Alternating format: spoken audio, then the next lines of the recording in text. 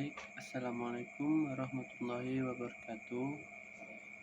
Pertama-tama yang saya hormati Ibu Neneng Sudaryati sebagai dosen mata kuliah Kebangsentralan. Izinkan saya memperkenalkan nama anggota kelompok 1, yaitu yang pertama saya sendiri yaitu Muhammad Nabil, yang kedua Arden Imana Putra, yang ketiga Reni Silvia, yang keempat Rahayu Windarti. Baik, di sini kami akan mempresentasikan hasil makalah kami yang berjudul Manajemen Bank Sentral yang akan dijelaskan oleh Saudari Reni Silvia. Kepada Reni, waktu dan tempat dipersilahkan. Terima kasih untuk moderator yang telah memberikan kesempatan kepada saya untuk menyampaikan materi. Baiklah, saya akan membacakan materi yang pertama, yaitu A. Teori Praktek Manajemen Bank Sentral. Yang pertama yaitu sejarah Bank Sentral.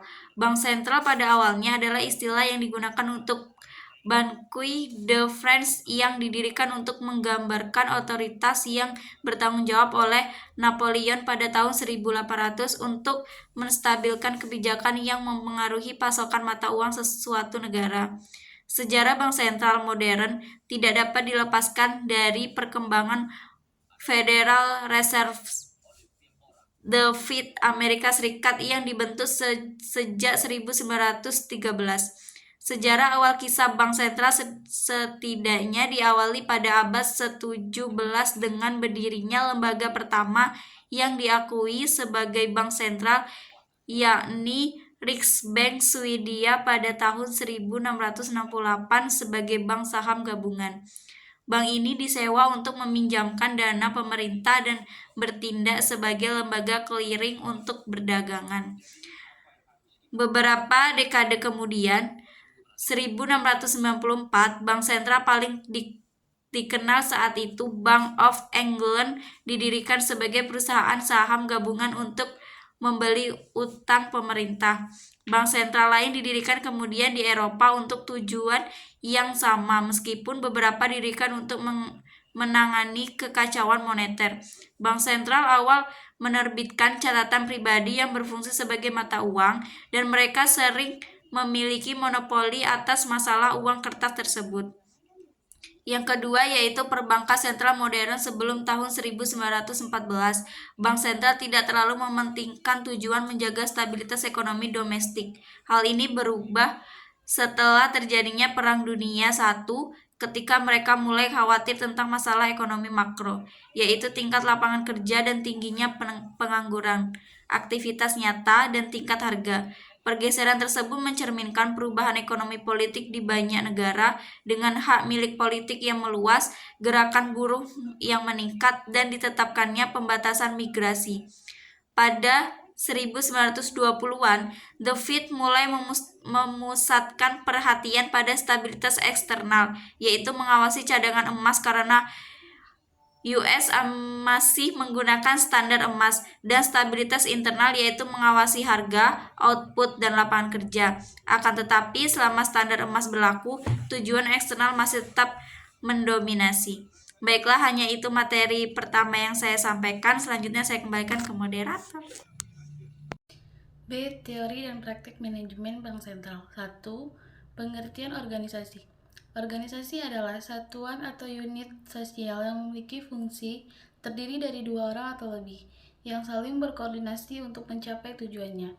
Menurut Ernie dan Kurniawan, organisasi sekumpulan orang atau kelompok yang memiliki tujuan tertentu dan berupaya untuk mewujudkan tujuan-tujuannya tersebut melalui kerjasama.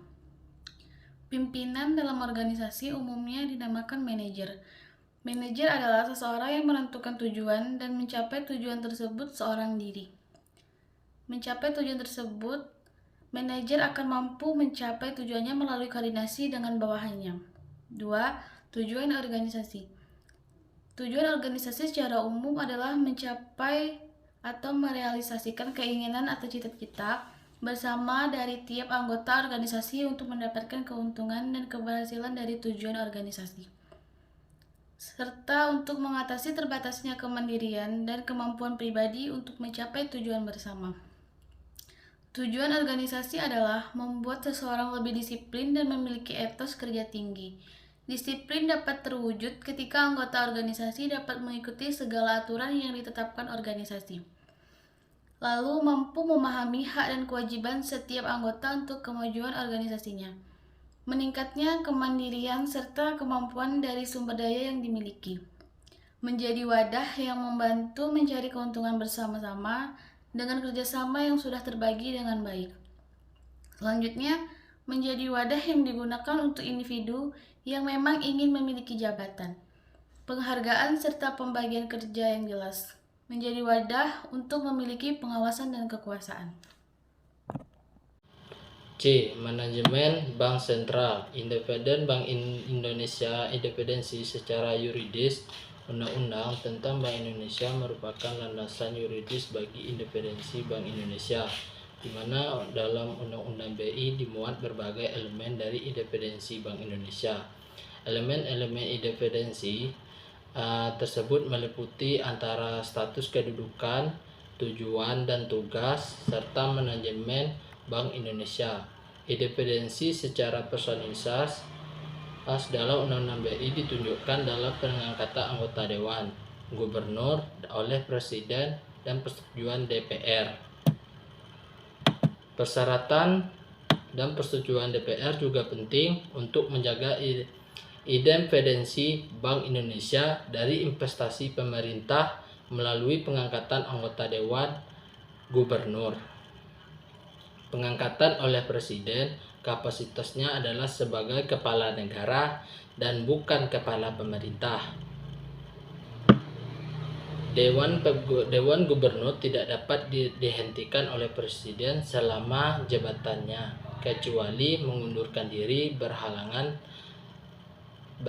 tetap atau melakukan tindakan pidana.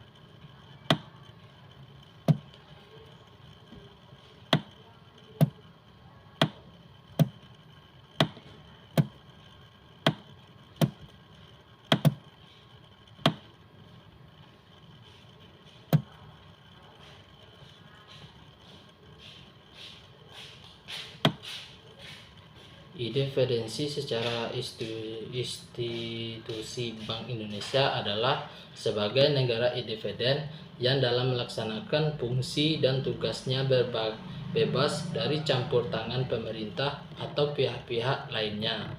Secara struktural, Bank Indonesia berada di luar pemerintah sehingga dapat mengeliminir adanya interferensi terhadap pemerintah pelaksanaan tugas Bank Indonesia baik yang berasal dari pemerintah maupun pihak lain. Dalam pelaksanaan tugasnya, Bank Indonesia dapat melakukan kerjasama dengan bank sentral lainnya, organisasi internasional, dan lembaga internasional, serta dapat menjadi anggota pada lembaga multilateral baik atas nama Bank Indonesia maupun mewakili pemerintah independensi dalam mencapai tujuan dalam UU BI, Undang-Undang BI. Tujuan Bank Indonesia difokuskan pada menjaga kestabilan nilai rupiah yang tercermin pada laju inflasi yang rendah, kestabilan nilai tukar. Dalam mencapai tujuan tersebut, Bank Indonesia selanjutnya berwenang untuk menetapkan sasaran dan monetari dengan memperhatikan perkembangan ekonomi baik dalam negeri maupun luar negeri serta instrumen yang akan digunakan.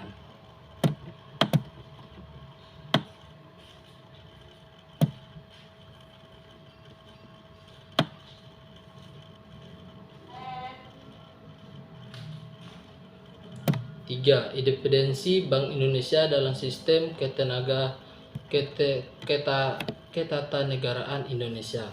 Bank Indonesia sebagai bank sentral dalam sistem ketatanegaraan Indonesia yang berada dalam lingkup eksekutif yang memiliki tugas yang signifikan bagi eksistensi perekonomian sebuah negara, khususnya menjaga stabilitas nilai mata uang rupiah. Pentingnya tugas ini menyebabkan BI menjadi independen. Independensi kekuasaan bank sentral adalah unsur penting dalam proses demokratisasi kehidupan negara.